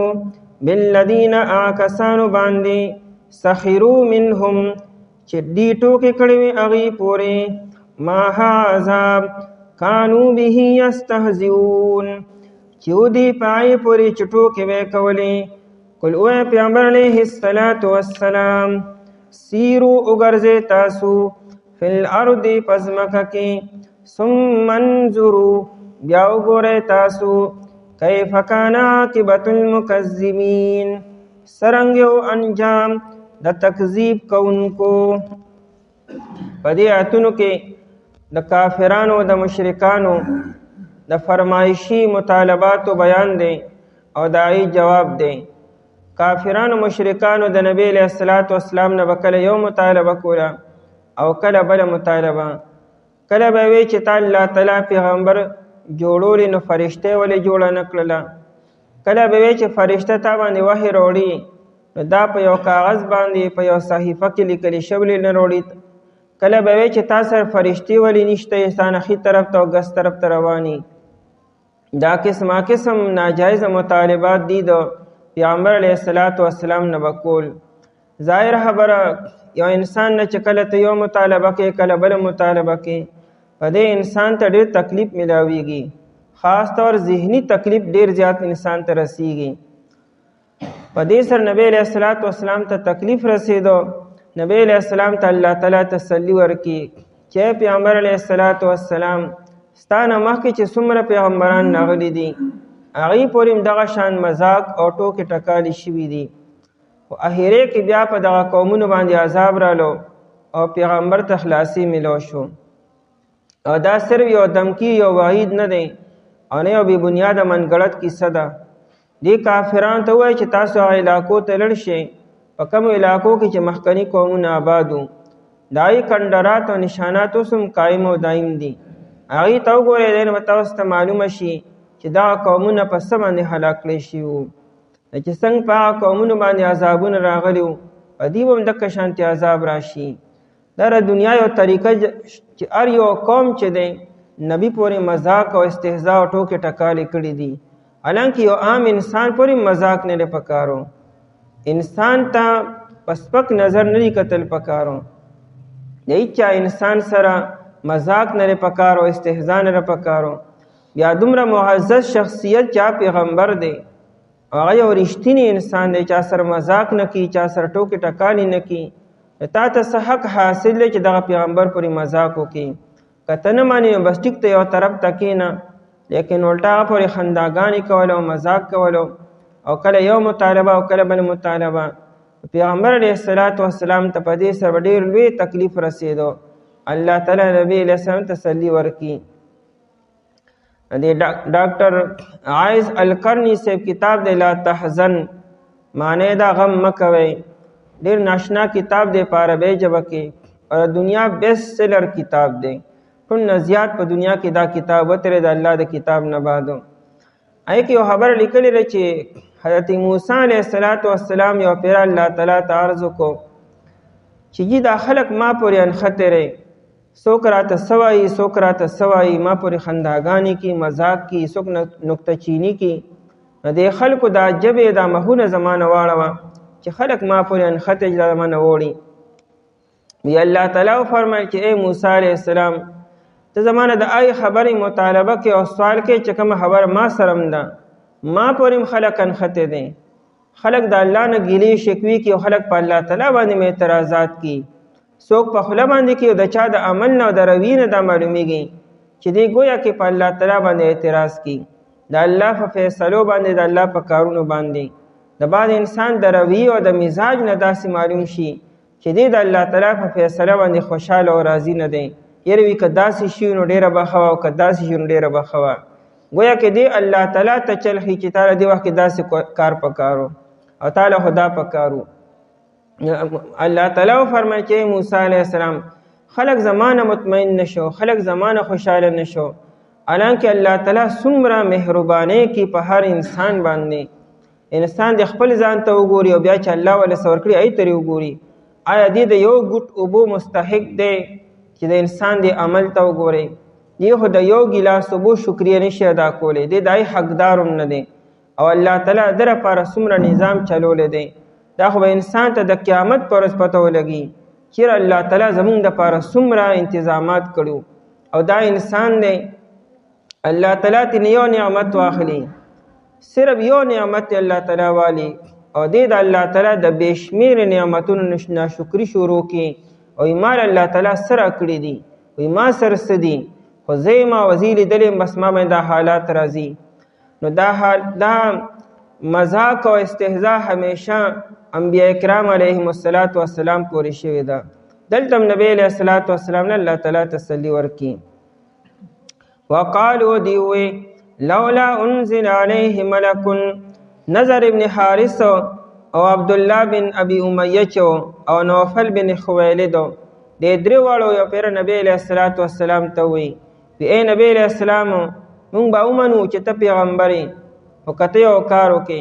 چې دا قرآن کریم په یو کاغذ باندې په صحیفه باندې لیکل شوی تا سره او څلور فرشتې راشي او هغه څلور فرشتې ستا د نبوت گواهی ورکي او مونږ په خپل سترګو باندې وینو نو مونږ به ومنو چې واقع ته د الله تعالی نبی قرآن کریم دا مخکنی آیتم نازل کو دا آیتم نازل کو مونږ به دا وکړو قرآن کریم به لیکل شوی باقاعده راشي څنګه چې تورات شریف باقاعده موسی علیه السلام ته لیکل شوی ورکړی شو عیسی علیه السلام ته لیکل شوی ورکړی شوی دی مونږ به دا وکړو قرآن کریم به باقاعده لیکل شوی نبی علیه السلام ته میلاو شي څلور فرشتې به هم راشي دی به په خپلو سترګو باندې وویني او چې نه مني نو بیا به هم نه مني څنګه چې اوس نه مني بیا به هم نه مني د تصدیق دپاره او د یقین دپاره نورې خبرې هم ډېرې دي او کدی د خپل سترګې کولو کړو نبی علیہ السلام ته صرف وکتلو او د دې د عناد او ضد ختم کو او نبی علیہ السلام ته د انصاف په نظر باندې وکتلو دا غشته خبره کافی دي د اطمینان لپاره نو فرشتي هم راشي کتاب هم راشي خو دې د مخکې نه دا نیت کړی چې موږ نه منو وقالو لولا انزل او د کافرانو وی لولا انزل دا لولا په معنا د حلا سره دی یعنی ولی داسې نه کېږي داسې دی وشي دوی دا کار په کار چې داسې وشي انزل علیه ملک نازل نکړی شو په ده باندې ملک یو فرشته چې موږ یې په خپلو سترګو باندې ووینو او هغه سره کتابي او دا کتاب لیکلی شوي وي او د نبی علیه السلام ته ورکي او موږ ته هم ووایي چې دا د الله تعالی نبی دی نو قرآن ولو انزلنا ملکا لقضی الامر کچره مونږه فرشته نازله کړو نو فرشته خو به راشي خو بیا خو به ګوره دې ته انتظار نه کېږي یا به دې ته مهلت نه میلاویږي ځکه چې کله دې په خپله فرشته وغوښته او دې په خپله دا وغوښته چې کتاب لیکلی شوی راشي نو دا خو الله تعالی ته څه ګران نه دی دا دواړه کاره به وشي او دې به بیا هم نه مني ځکه الله تعالی ته دې ذهنونه معلوم دی نیتونه معلوم دی دې به بیا هم نه مني او دا خو د الله قانون دی چې کله یو قوم په خپل یو معجزه طلب کوي غواړي او بیا ونه مني انکار او تکذیب وکړي بیا خو الله تعالی یې سزا ورکړي. دا په قریبه زمانه کې د عیسی علیه السلام قوم چې په خپل دسترخوان وغوښتو او عیسی علیه السلام هغه له یې پوه کړو چې ګورې مه کوئ دا کار او هغوی موږ به ومنو زموږ اطمینان به وشي او دسترخوان دی له راغی او بیا چې چا ونه منو یې خنزیران او شادوګان جوړ شو که جوړ نه شو. هغه صالح علیه السلام قوم په خپله د صالح علیه السلام نه د اوښې مطالبه وکړه چې د یو کاڼي نه د یو ګټې نه موږ ته اوښه پیدا کړی شي. صالح علیه السلام ورته وفرمایلو الله تعالی ته د اوښې پیدا کول څه ګران دي، د اوښې نه اوښه پیدا کول او د ګټې نه پیدا کول دا خو الله ته یو برابر دي.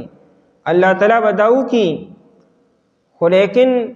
که بیا نه منې بیا به عذاب راځي، هغوی نه موږ به منو ایمان به راوړو. الله تعالی هغه څه وکړو اوښه پیدا شوه، هغه اوښه دی حلاله کړه او زخمي کړه او انکار یې وکړو. الله تعالی په هغې باندې عذاب راولېږه او فرشتې پرې چغه وواله. الله تعالی ته معجزه ښکاره کول څه مسله نه ده، خو که دا کتاب راشي او دا پیغمبر دا فرشته راشي او دی به نه مني دی به انکار کوي نو که دی انکار وکړو نو بیا به دې ته مهلت نه میلاویږي په ځمکه د پاتې کېدو، بیا خو به د الله تعالی عذاب راځي په دې لکه څنګه چې په باندې عذابونه راغلي دي. لقضی الامر ولو انزلنا ملکا او که چېرې موږ نازله کړې وي فرشته نو لقضی الامر لقضیه په معنی لتمم خامخا تمام کړی شوی به بیا الامر ای امرهم هغه معامله او کار د دې کار سره دی خو عذاب غواړي اصل کې. ثم لا ينظرون بیا به دې ته مهلت نشي ورکولی، بیا به دې ته مهلت نه میلاویږي چې سبا وکړه خیر دی یا خو به فوراً عذاب راځي که د الله تعالی قانون دا دی. باقي دا دی چې فرشتې خو دنیا ته راځي، ملک الموت راځي هر ټایم، د انسان په دې اوږو چې کومې فرشتې دي لیکونکي کرامن کاتبین دا راځي هر ټایم راځي دنیا ته.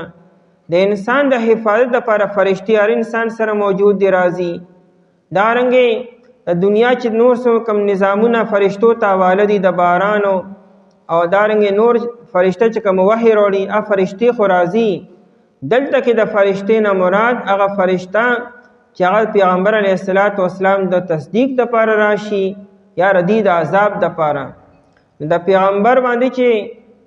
د قوم د عذاب دپاره کومه فرشته راشي نو که دا راغله که نه نو بیا به دې ته مهلت بیا نه میلاویږي. د لوط علیه السلام قوم باندې فرشتې راغلې 11 فرشتې راغلې نو هغه فرشتې خو راغلې خو بیا خو قوم ته مهلت میلو نه شو، بیا سار وختي په قوم باندې بیا عذاب راغی نو فرشتې خو به الله تعالی راولیږي خو لیکن دا چې بیا مهلت دې ته نه میلاویږي. ولو جعلناه ملکا دیو بل اعتراض دا کو ویننو لکه الله تعالی چې پیغمبر ته جوړول نه فرشته ولې نه جوړولا، فرشته به پیغمبر جوړ کړی و. قرآن دای جواب هم کی وی فرض ک الله تعالی یو فرشته پیغمبر جوړ کی، دا فرشته په اصلي شکل کې وي او کنه د انسان په شکل کې به وي. که فرق د فرشتې خپل اصلي شکلی دا چې خلکو ته مخامخ راشي نو خلک به ویني څنګه؟ آیا په انسانانو کې دونه طاقت شته په دې سترګو کې چې فرشته ولیدي شي او برداشت کړی شي؟ زمونږ اساسو بس طاقت دی. یو نبی له الله تعالی د 40 جنتیانو برابر طاقت ورکړی وي او یو نبی کې د 40 جنتیانو طاقت دی او د یو جنتی طاقت د دنیا د 100 انسانانو برابر دی. نو گویا کې یو نبی علیہ السلام کې څونه طاقت شته. نبی علیہ السلام هم صرف ملک د جبرئیل علیہ السلام چې د 2 پیری لیدل دي او یو پیر نبی علیہ السلام چې د غار حرا نه راکوزیدو نو جبرئیل علیہ السلام خپل اصلي شکل کې ولیدو او په نبی علیہ السلام باندې بهوشی را پریوتو. هغه د نبی علیہ السلام عمر طاقتور انسان چې دی هغه جبرئیل علیہ السلام په خپل اصلي شکل کې برداشت نکړی شو. نو بیا یو عام انسانو هغه به څنګه فرشته په خپل سترګو باندې وویني؟ یو انسان پیریان په خپل اصلي شکل کې نشي لیدی، دا جنات ولې الله تعالی د سترګو نه پناه کړي دي. دا خو انسان ته راځي خو په خپل اصلي شکل کې نه راځي. دا خلک پلان کې د ما پیری وي نه د بل چا په شکل کې یو پیری او جن کچره په خپل اصلي شکل کې راغلی انسان نشي لیدي نشي برداشت کولی نو بیا راشه فرشتہ هغه به یو عام انسان څنګه په خپل سترګو باندې وویني دومره طاقت د چا په سترګو کې دی نو کدا فرشتہ په خپل اصلي شکل کې پیغمبر جوړ شي دی تراشي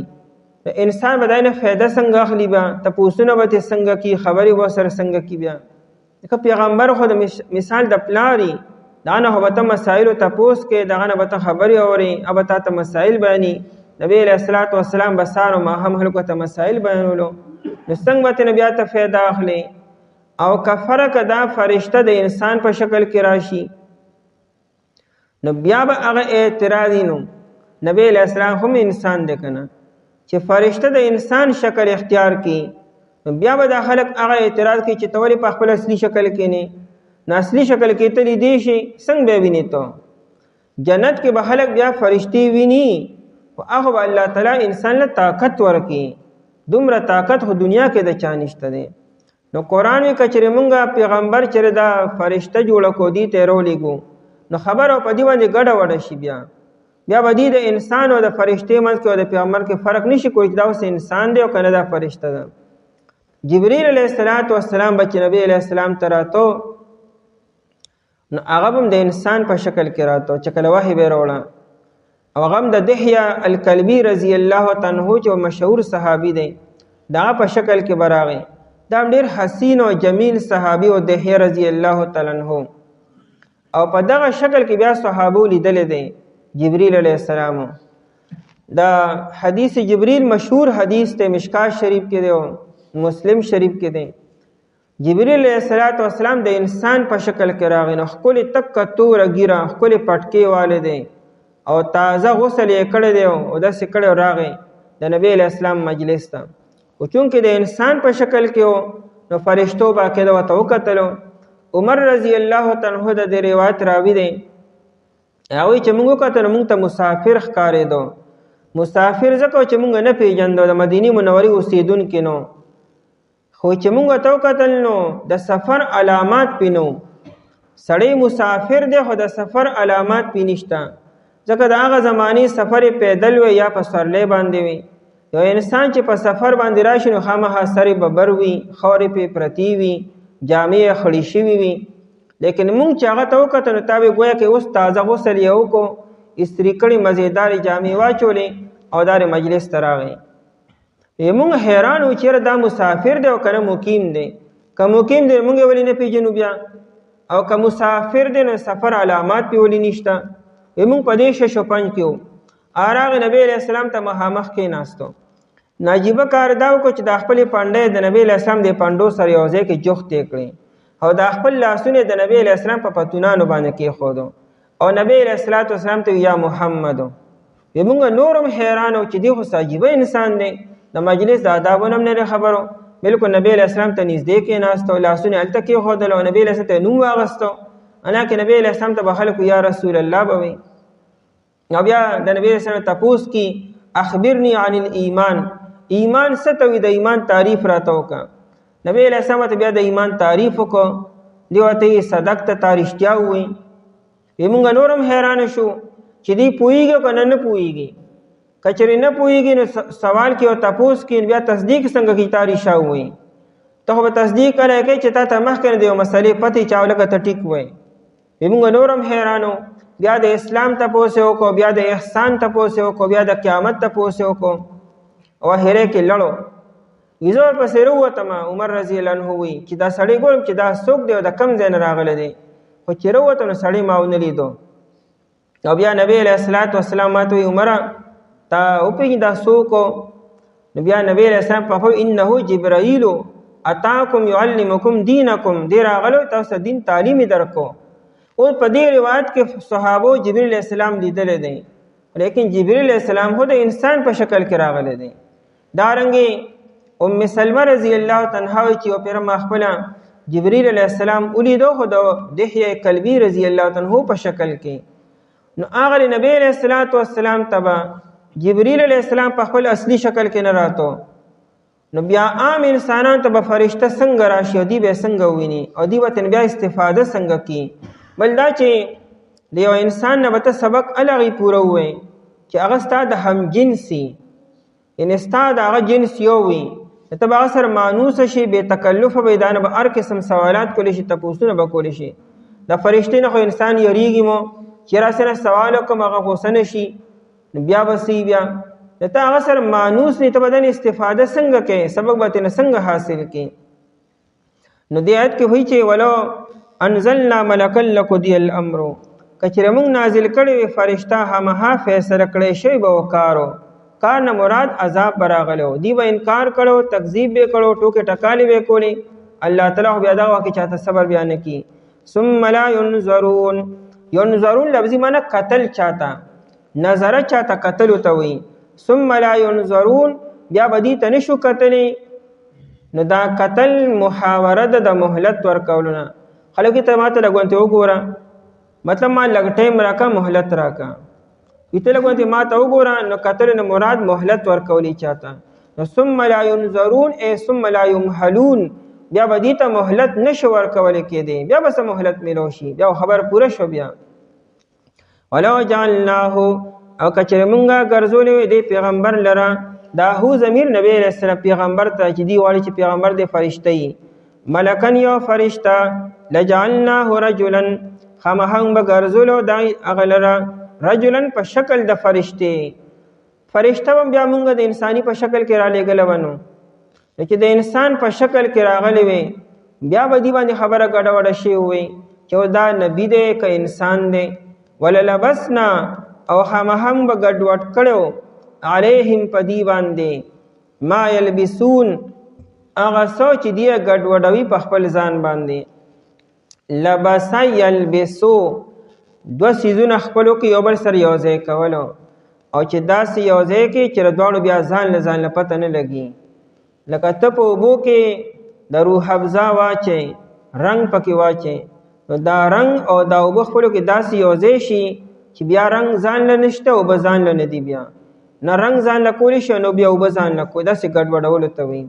للبسا داسې ګډوډولو، او یو دی لبسا یلبسو، جامې اچولو ته وایي. عربي ژبې خو ناشنا کمال دی، زبر زیر بدلولو سره معنا کم دی ته رسي. دا دی للبسنا، خامخا به ګډوډ کړو، او کته للبسنا نو موږ جامې اچولې وي. دا دی للبسنا، خامخا به ګډوډ کړو، علیهم په دې باندې، علیهم یعنی علی عقولهم، په دې په عقلونو باندې به خبره ګډوډه شوې وه چې اوس دا موږ نبي ومنو او که دا فرشته ده. ما یلبسون، هغه څه چې دی ګډوډوي په خپل ځان باندې، دی په شک کې پرېوتو، بیا به هغه اعتراض کو چې دا خو بیا انسان دی. ولقد استهزئ، په دې کې نبی علیه الصلاة والسلام ته الله تعالی تسلي ورکړي. ولقد استهزئ، او یقینا ټوکې کړی شوی. استهزاء چاته ډېر سپک کتلو ته وایي، چا پورې مذاق کولو ته وایي. او ولقد استهزئ، هزیان بکواس ته ویل کېږي. قرآن کریم خو څه ناشنا خبرې کوي، یعنې بکواس کړی شوی و پیغمبرانو پورې. د پیغمبرانو مره پاک انسانانو ته وګوره، د خلکو د کار ته وګوره چې خلک پیغمبرانو سره کومه رویه کوي. ولقد استهزئ، او یقینا ټوکې کړی شوی بې رسولین پیغمبرانو پورې. داسې د خوشحالۍ خبر نه چې پیغمبرانو پورې ټوکې کړی شوی وي. خو دې کې نبی علیه السلام ته تسلي ده چې په دې میدان کې زه یوازې نه یم، چې دا ما پورې خلک ټوکې کوي دا به زه داسې منو، بعضې خلک دا به ډېر ګناهګار منو. نو نه، دا کار صرف تا سره نه کېږي، د تمامو قومونو یا تمامو امتونو دقه یو کارو چې نبی پورې به مذاق کو، ټوکې به کولې. بې رسولین پیغمبرانو پورې، من قبل که مخکستانه. او مصیبت چې کله عام شي نو بیا آسان شي. په کلي کې چې یو سړی مړ شي نو دا ګران غم دی، خو چې کله عام خلک مري و دا خو هر سړی داسې مري. اوسو په دې وبا او په طاعون کې بیا خلک جاړي نه چې کله وبا او طاعون ناشي، الله دې نه راولي.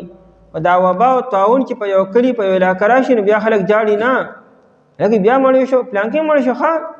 الله راځي شابان، بیا خلکو ته یو د ښکاري عامه خبره که نارمل خبره شي. ولیکن که چېرې یو تن مړ شي یوازې بیا غم یې ډېر لوی. چې کله مصیبت عام شو نو آسان شو.